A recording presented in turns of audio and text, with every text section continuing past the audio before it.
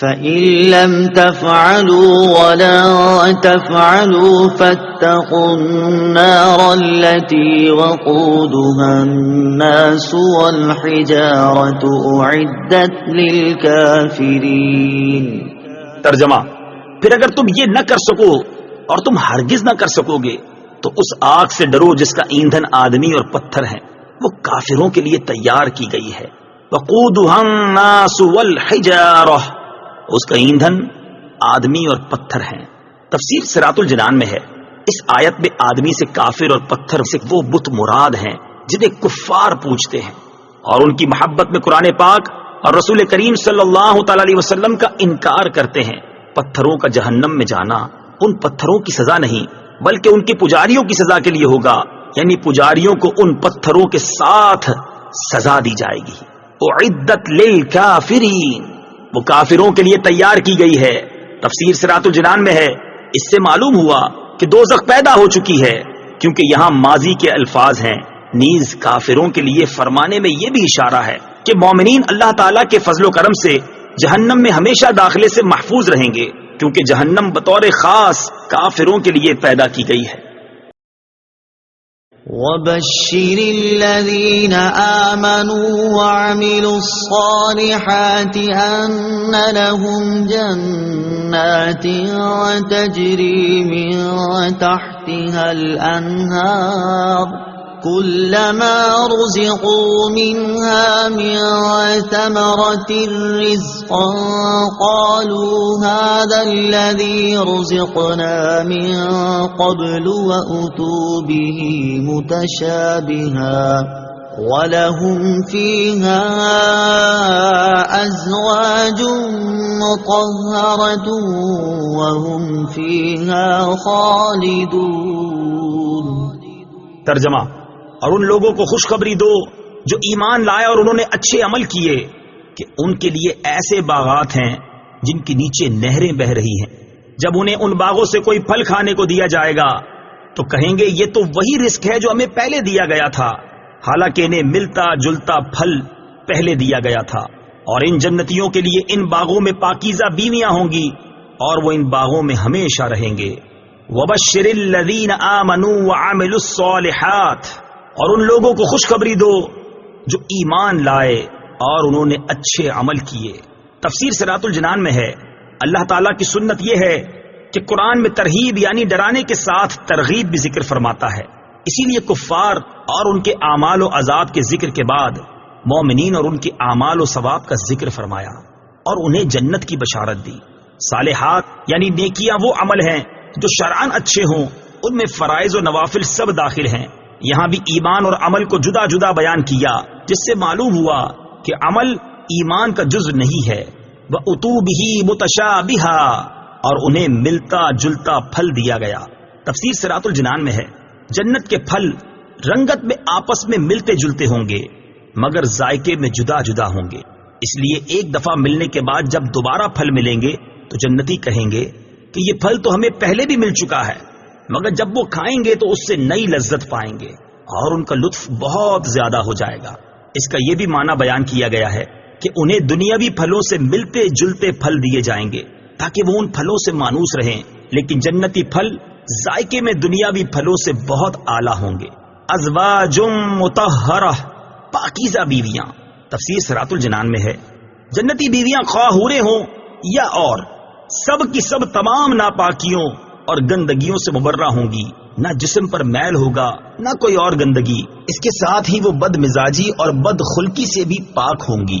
وَهُمْ فِيهَا خَالِدُونَ، وہ ان باغوں میں ہمیشہ رہیں گے۔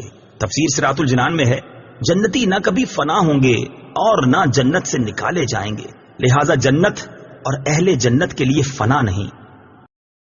ان اللہ لا يستحيي ان يضرب مثلا ما بعوضة فما فوقها فأما الذين آمنوا فيعلمون أنه الحق من ربهم وَأَمَّا الَّذِينَ كَفَرُوا فَيَقُولُونَ مَاذَا أَرَادَ اللَّهُ بِهَذَا مَثَلًا يُضِلُّ بِهِ كَثِيرًا وَيَهْدِي بِهِ كَثِيرًا وَمَا يُضِلُّ بِهِ إِلَّا الْفَاسِقِينَ۔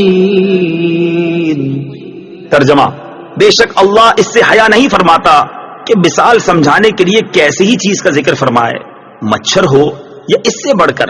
بہرحال ایمان والے تو جانتے ہیں کہ یہ ان کے رب کی طرف سے حق ہے، اور رہے کافر تو وہ کہتے ہیں اس مثال سے اللہ کی مراد کیا ہے؟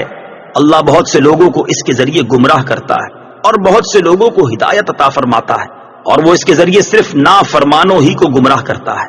ان اللہ لا یستحیی، بے شک اللہ اس سے حیا نہیں فرماتا۔ تفسیر صراط الجنان میں ہے۔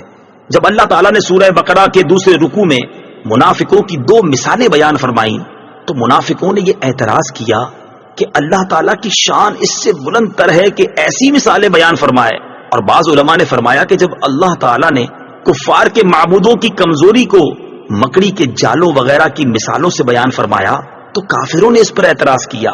اس کے رد میں یہ آیت نازل ہوئی۔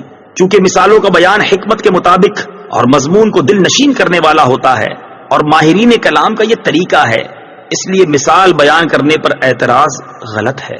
یضل بہ کثیرا، اللہ بہت سے لوگوں کو اس کے ذریعے گمراہ کرتا ہے۔ تفسیر صراط الجنان میں ہے۔ ان الفاظ سے کافروں کو جواب دیا گیا کہ مثالیں بیان کرنے سے اللہ تعالیٰ کا کیا مقصود ہے۔ نیز مومنوں اور کافروں کے مقولے اس کی دلیل ہیں کہ قرآنی مثالوں کے ذریعے بہت سے لوگ گمراہ ہوتے ہیں جن کی عقلوں پر جہالت کا غلبہ ہوتا ہے اور جن کی عادت صرف ضد، مقابلہ بازی، انکار اور مخالفت ہوتی ہے، اور کلام کے بالکل معقول، مناسب اور موقع محل کے مطابق ہونے کے باوجود اس کا انکار کرتے ہیں۔ اور انہی مثالوں کے ذریعے اللہ تعالیٰ بہت سے لوگوں کو ہدایت دیتا ہے جو غور و تحقیق کے عادی ہوتے ہیں اور انصاف کے خلاف بات نہیں کہتے، جو جانتے ہیں کہ حکمت یہی ہے کہ عظیم المرتبہ چیز کی مثال کسی قدر و قیمت والی چیز سے اور حقیر چیز کی مثال کسی ادنا شے سے دی جاتی ہے، جیسا کہ اوپر آیت نمبر 17 میں حق کی مثال نور سے اور باطل کی مثال تاریکی سے دی گئی ہے۔ نزول قرآن کا اصل مقصد تو ہدایت ہے، لیکن چونکہ بہت سے لوگ اپنی کم فہمی کی وجہ سے قرآن کو سن کر گمراہ بھی ہوتے ہیں، لہٰذا اس اعتبار سے فرمایا کہ قرآن کے ذریعے بہت سے لوگ گمراہ ہوتے ہیں۔ وما يضل به الا الفاسقین، اور وہ اس کے ذریعے صرف نافرمانوں ہی کو گمراہ کرتا ہے۔ تفسیر صراط الجنان میں ہے، شریعت میں فاسق اس نافرمان کو کہتے ہیں جو کبیرہ گناہ کا مرتکب ہو۔ فسق کے 3 درجے ہیں۔ ایک تغابی، وہ یہ کہ آدمی اتفاقیہ کسی کبیرہ گناہ کا مرتکب ہو جائے اور اس کو برا ہی جانتا رہا۔ دوسرا انہماق، کہ کبیرہ گناہوں کا عادی ہو گیا اور اس سے بچنے کی پرواہ نہیں کرتا۔ تیسرا جحود، کہ حرام کو اچھا جان کر ارتکاب کرے۔ اس درجے والا ایمان سے محروم ہو جاتا ہے۔ پہلے 2 درجوں میں جب تک سب سے بڑے کبیرہ گناہ یعنی کفر و شرک کا ارتکاب نہ کرے وہ مومن و مسلمان ہے۔ مذکورہ آیت میں فاسقین سے وہی نافرمان مراد ہیں جو ایمان سے خارج ہو گئے۔